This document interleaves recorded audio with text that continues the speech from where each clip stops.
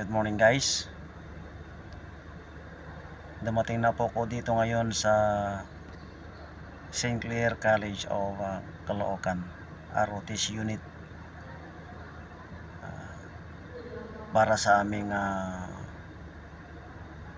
orientation sa mga incoming first year dito sa St. Clair.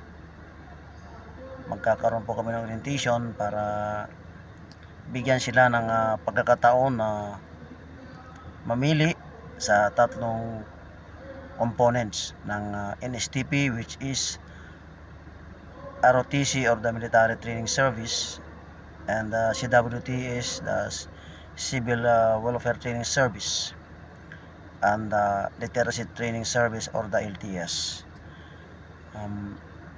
Hihikayatin namin sila na piliin nila ang ROTC program under NSTP dahil ito ay